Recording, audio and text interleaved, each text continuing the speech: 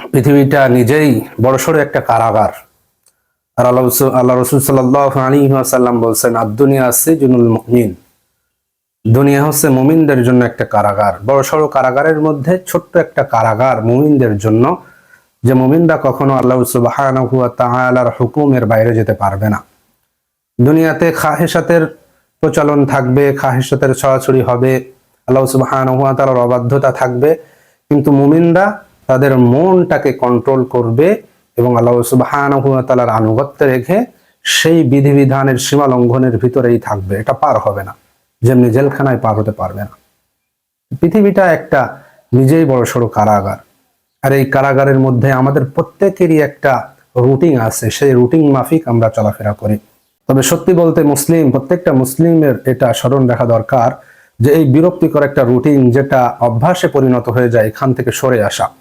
কারণ আল্লাহ সুবহানাহু ওয়া তাআলা কুরআনুল কারীমের মধ্যে বলছেন, আলা বিযিকরিল্লাহি তাতমাইন্নুল কুলুব, আর তোমরা জেনে রেখো আল্লাহর স্মরণের মাধ্যমেই অন্তর প্রশান্ত হয়। এই অন্তরটা প্রশান্ত হবে আল্লাহ সুবহানাহু ওয়া তাআলার স্মরণে। কিন্তু আমাদের অন্তরটা এই প্রশান্ত হচ্ছে না, কারণ কি? আপনি দেখবেন বর্তমান সময়ে প্রত্যেকটা মানুষের ভিতরে হতাশা, টেনশন, অশান্তি, প্রশান্তি নেই। একটা ভবঘুরে টাইপের মন নিয়ে চলাফেরা করছে। সে হোক ধনী, সে হোক গরিব, সে হোক মেধাবী, সে হোক অমেধাবী, সকলেরই মনের ভিতরে একটা যেন কেমন অজানা আচ্ছন্নতা কাজ করে, অজানা একঘেয়েমিতা কাজ করে, অজানা টেনশন একটা আছে। প্রশান্ত নেই, যে প্রশান্ত স্থির চিত্তে মানুষ চলাফেরা করবে এরকম নেই। কারণ কি? আল্লাহ তো কোরআনে বলেই দিলেন যে আল্লাহ স্মরণে মানুষ আত্মা প্রশান্ত হয়। কিন্তু মূলত আমরা এইটাকে আল্লাহ সুবহানাহু ওয়া তাআলার স্মরণটাকেও আমরা একটা অভ্যাসে পরিণত করে ফেলেছি, একটা রুটিনেও পরিণত করেছি। আপনি যখন জিকির করছেন, আপনি জিকিরের মধ্যে কি কোন কথাগুলো বলছেন? সুবহানাল্লাহ, আলহামদুলিল্লাহ, সুবহানাল্লাহি ওয়া বিহামদিহি, সুবহানাল্লাহিল আযীম, এই শব্দগুলো দ্বারা আপনি জিকির করছেন। লা ইলাহা ইল্লাল্লাহ, এই শব্দ দ্বারা আপনি জিকির করছেন। জিকিরের মধ্যে আপনি কি বলছেন? কোনো মনোযোগ নেই। আপনার একটা অভ্যাসে পরিণত হয়ে গেছে যে আপনি এই সময় জিকিরটা করেন। এই একঘেয়েমি রুটিন, এই রুটিনের মাধ্যমে সর্বপ্রথম আমরা যে জিনিসটা হারিয়েছি সেটা হলো আমাদের মন, আমাদের মনোযোগ আমরা হারিয়ে ফেলেছি এই রুটিনের কারণে। আমরা দেখেছি কিছু মানুষ এই জিকির করছে, আল্লাহ সুবহানাহু ওয়া তাআলার পবিত্রতা ঘোষণা করছে এবং বের হয়ে যায়, সেই রুটিন থেকে বের হয়ে যায় আল্লাহ সুবহানাহু ওয়া তাআলা অপবিত্রতার মতো কথাবার্তা, কাজগুলো বলছে দুনিয়াতে। তারা বলছে লা ইলাহা ইল্লাল্লাহ, আবার সে লা ইলাহা ইল্লাল্লাহর সাথে মুনাফিকি করছে। লা ইলাহা ইল্লাল্লাহর অর্থ তারা বুঝতে পারেনি। এরকম অনেক লোক আছে। এজন্য আব্দুল্লাহ ইবনে মাসউদ রাদিয়াল্লাহু তাআলা আনহু বলেছিলেন যে তোমরা 3 দিনের কমে কখনোই কোরআনটা শেষ করবে না। যদি কোরআনটা 3 দিনের কমে শেষ করো তাহলে তোমরা এই কোরআনের কিছু বুঝলে না। আর আব্দুল্লাহ ইবনে আব্বাস রাদিয়াল্লাহু তাআলা আনহু তার ছাত্রদের বলতেন যে তোমরা প্রতি সপ্তাহে একদিন শিক্ষা দেবে মানুষদেরকে কোরআন। যদি তাতে যদি কম হয়ে যায় তাহলে তোমরা 2 দিন শিক্ষা দেবে, তাতেও যদি কম হয়ে যায় তাহলে তোমরা 3 দিন সপ্তাহে কোরআন শিক্ষা দেবে। এই কোরআনের ব্যাপারে মানুষকে একঘেয়েমি করে ফেলবে না। এই যে ধরাবাঁধা যে রুটিনটা আছে, এই রুটিনটার মাধ্যমে মূলত আমাদের এই অভ্যাসে পরিণত হয়ে যাওয়ার কারণে একঘেয়েমি চলে আসে, মনোযোগ আমরা হারিয়ে ফেলি। এটা প্রত্যেকটা ক্ষেত্রে হতে পারে। তো একজন সালাফ বলেছিলেন, যদি কথাগুলো অন্তর থেকে বের না হয় তাহলে সেই কথাগুলো নিষ্ফল। যে কথাগুলো শুধু মুখ থেকেই বের হচ্ছে, যার সাথে অন্তরের এবং মনের কোনো কানেকশন নেই, সেই কথাগুলো এক কান দিয়ে শুনে আর এক কান দিয়ে বের হয়ে যায়। ওমর রাদিয়াল্লাহু তাআলা আনহু বলতেন যে আমাদের দিয়ে, সাহাবাদের দিয়ে এই উম্মার প্রথম যুগের সূচনা হয়েছিল। এই সাহাবাদের অনেক মানুষ এমন ছিল যারা কোরআনের শুধুমাত্র একটা সূরা জানতেন, অল্প কিছু জানতেন, কারণ তাদের কাছে এই কোরআনটা অনেক ভারী মনে হয়েছিল। তারা এই কোরআনটাকে অনুধাবন করে নিজেদের জীবনে বাস্তবায়ন করার চেষ্টা করতেন। কিন্তু অচিরে এমন একটা জামানা আসবে, সময় আসবে, যে সময় একজন অনারব ছোট বাচ্চাও এই কোরআনটা মুখস্থ করে ফেলবে, কোরআনের অধিকাংশ মুখস্থ করে ফেলবে, কিন্তু তার অন্তরের মধ্যে এই কোরআনের কোনো কিছু যাবে না। উমর রাদিয়াল্লাহু তাআলা আনহু মনে হয় আমাদের দেখে এটা বলেছিলেন। আমরা আজকে কোরআন পড়ছি, কিন্তু এই কোরআনের সারনির্যাস, কোরআন আমাকে কি বলছে, কোরআন আমাকে কোন পথে চলতে বলছে, কি প্রতিষ্ঠা করতে বলছে, এই বিষয়ে আমরা বেখবর। কোরআন শুধু আমরা স্রেফ মুখে আওড়ানোর মতো পড়ছি। এটা হতে পারে আমাদের সিয়ামের ক্ষেত্রেও। যে একজন মানুষ সিয়াম রাখছে, রাসূল সাল্লাল্লাহু আলাইহি ওয়াসাল্লাম বলেছেন যে একজন মানুষ এমনও হতে পারে যে সিয়াম রাখছে, সেই সিয়ামের মাধ্যমে, সেই রোজার মাধ্যমে তার ক্ষুধা এবং পিপাসার্ত হওয়া ছাড়া আর কোনো কিছুই থাকে না।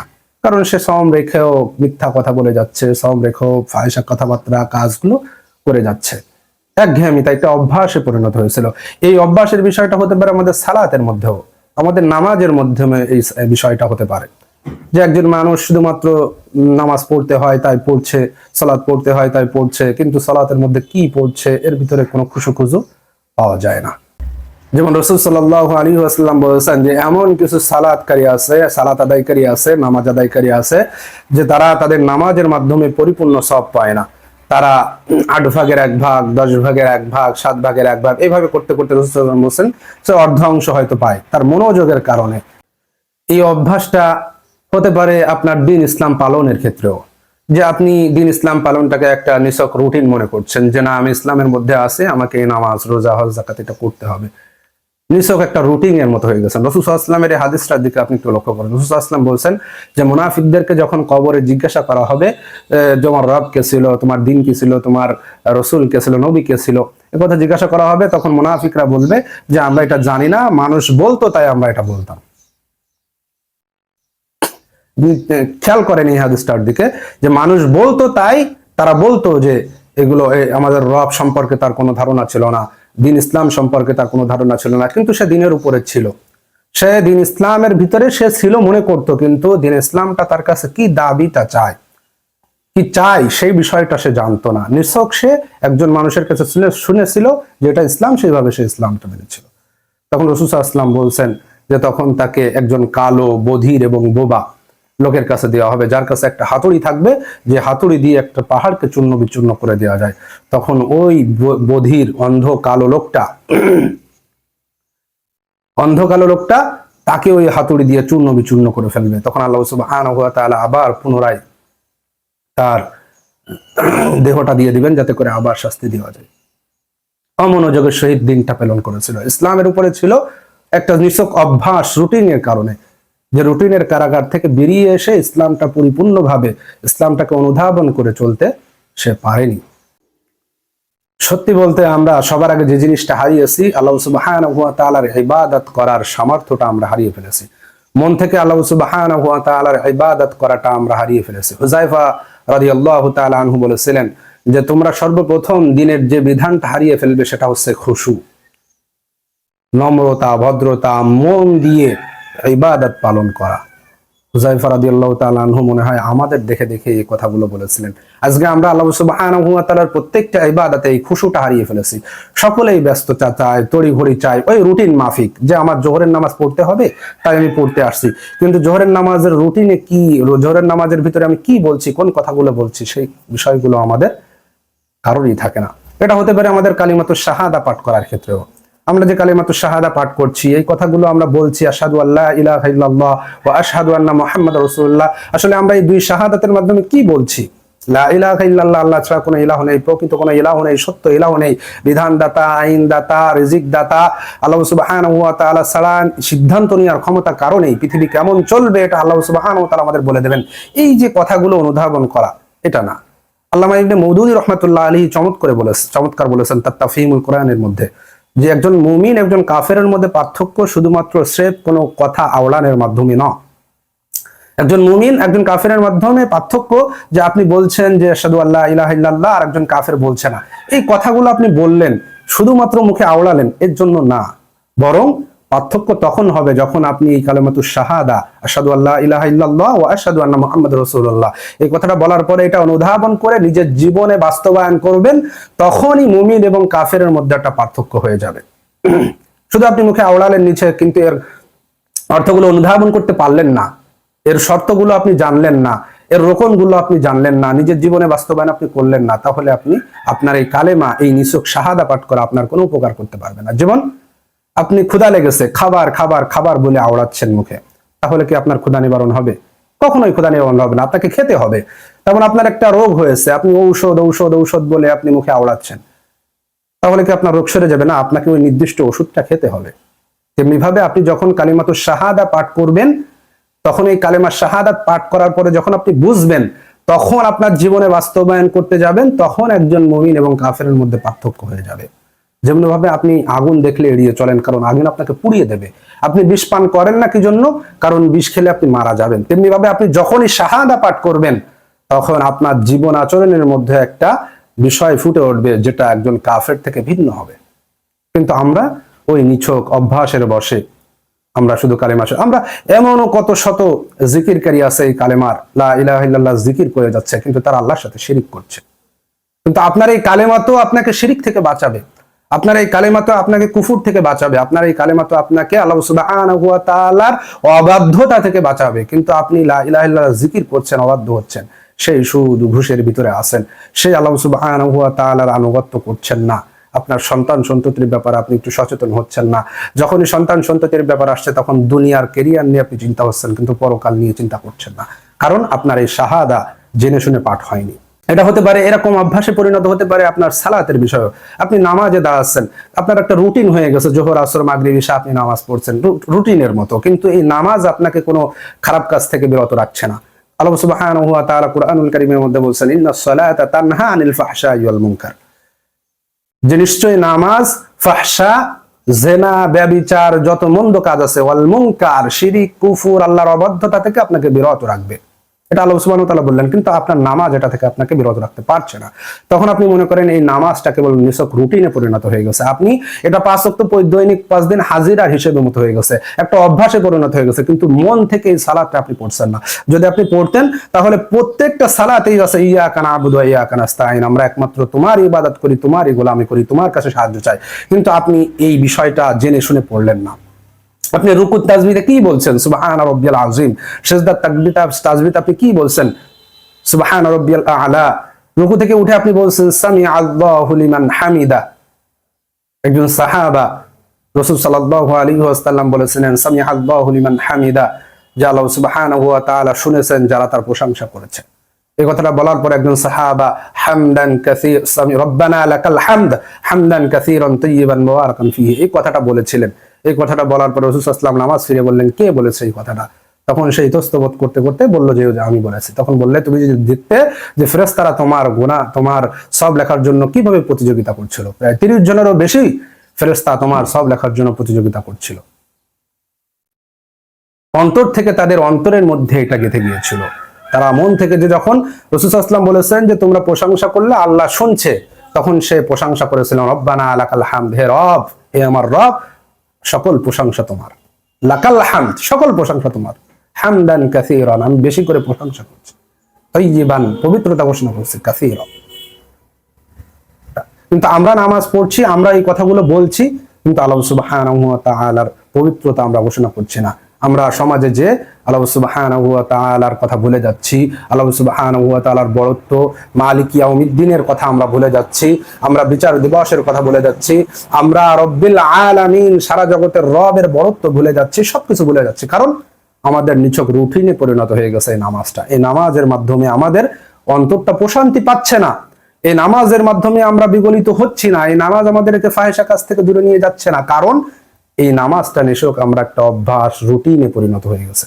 এই নামাজের ভিতরে আমাদের কোনো মন নেই, খুশু নেই, খুজু নেই, খুজু নামাজের ভিতরে নেই। আপনি দেখেন, আমরা তো নামাজ পড়াই মসজিদে, এই রুকু একবার একটু বেশি হয়ে গেলে, তাসবিহ, সিজদার তাসবিহ গুলো একটু বেশি হয়ে গেলে, সিজদা থেকে উঠে আমরা যে আল্লাহুম্মা গফিরলি ওয়ারহামনি ওয়াহদিনি ওয়াআফিনি ওয়ারযুকনি ওয়াজবুরনি, এই কথাগুলো বলি, এতটুকুও তাদের সহ্য হয় না। অনেকে ওজোর অনেক বেশি হয়ে যাচ্ছে সবাই। সেই মানুষটা 5 ওয়াক্ত নামাজ পড়ে, কিন্তু এই নামাজটা তার জন্য রুটিন হয়ে গেছে, যে হুজুর আপনি আসবেন, ঠুপঠাপ করে 4 বার বসে দেবেন, ব্যাস হয়ে গেল, আমার হাজিরাটা দেওয়া হয়ে গেল। না, নামাজের উদ্দেশ্য তো এটা না। আপনি আল্লাহ স্মরণ করছেন, আপনার অন্তরটা প্রশান্ত হচ্ছে না। আপনি আল্লাহ স্মরণ করছেন, দুনিয়ার মোহ অন্তর থেকে কাটছে না। আপনি আপনার দুনিয়ার সম্পদ নিয়ে যত পেরেশান থাকেন, ইবাদতের ব্যাপারে আপনি এত পেরেশান না। তখনই আপনি বুঝবেন নামাজ থেকে আপনি প্রথম যে জিনিসটা হারিয়ে ফেলেছেন, সেটা হচ্ছে খুজু। আল্লাহ সুবহানাহু ওয়া তাআলার ইবাদতে মর্যাদাটা আপনি হারিয়ে ফেলেছেন, মনটা নামাজ থেকে আপনি হারিয়ে ফেলেছেন। এটা হতে পারে আপনার সিয়ামের ক্ষেত্রেও, যে আপনি শুধুমাত্র সিয়াম রাখতে হয় তাই রাখছেন, না খেয়ে আসেন, কিন্তু এই সিয়াম যে তাকওয়ার কথা বলে, সেই তাকওয়াটা আপনি অর্জন করতে পারছেন না। এই সিয়াম আপনাকে যে আত্মশুদ্ধির কথা বলে, সেই আত্মশুদ্ধি অর্জন আপনি করতে পারছেন না। এই সিয়াম আপনাকে যে একটা সচেতনতার কথা বলে, অভাবীদের অভাবে দুঃখ পেয়ে আপনি যে ভরাক্রান্ত হবেন, সেই বিষয়টা আপনার অন্তরের ভিতরে আসছে না। আপনি এই রোজা রেখেও লক্ষ লক্ষ টাকার মার্কেট করছেন। এই রোজা রেখেও এই আত্মশুদ্ধির সময়ও আপনি কোটি কোটি টাকার, লক্ষ লক্ষ টাকার, হাজার হাজার টাকার, এই আমরা দেখলে দেখি 50,000 টাকা, 1 লাখ টাকা, 2 লাখ টাকা, 4 লাখ টাকা নিয়ে পর্যন্ত মার্কেটে চলে যাচ্ছে। কিন্তু আপনার পাশেই একজন অভাবী লোক যে খেতে পারছে না, আপনার পাশে একজন অভাবী লোক যে মুড়ি দিয়ে ইফতারি করছে, আপনার প্রতিবেশী, আপনার সমাজ, আপনার দেশ, আপনার একজন মুসলিম ভাই, তারা ইফতারি করার মতো পানি ছাড়া আর কিছুই খুঁজে পাচ্ছে না, কিন্তু আপনার ভিতরে এই ত্যাগটা আসলো না, শুধু ভোগটাই আসলো। তাহলে এই সিয়াম আপনার কোনো উপকার করতে পারলো না। এটা জাস্ট আপনার নিছক অভ্যাস, কিন্তু অন্তর থেকে আপনি সিয়ামটাকে অনুধাবন করেননি। এটা হতে পারে আপনার বক্তৃতার ক্ষেত্রে, যে একজন খতিব বক্তৃতা দিচ্ছে, শুধুমাত্র তার কণ্ঠ আছে, সে কথা বলতে পারে, এইটা জানানোর জন্য, জাহির করার জন্য, কোরআন হাদিসের জ্ঞান জাহির করার জন্য সে খুতবা দিয়ে যাচ্ছে। কিন্তু এই খুতবাটা সে জেনে বুঝে দিচ্ছে না যে কোরআনটা যে সে বলছে, সে নিজের জীবনে সে বাস্তবায়ন করছে না। এটা হতে পারে আপনার কোরআন তেলাওয়াতের ক্ষেত্রে। কোরআন তেলাওয়াত আপনি কত সুন্দর সুরিত কণ্ঠে করছেন, কত সুন্দর করে বলছেন, কিন্তু সমাজে এই যে চোর চুন্নির হাত কেটে দেওয়ার যে বিধানটা বাস্তবায়ন করার জন্য আপনার কোনো চেষ্টা নেই।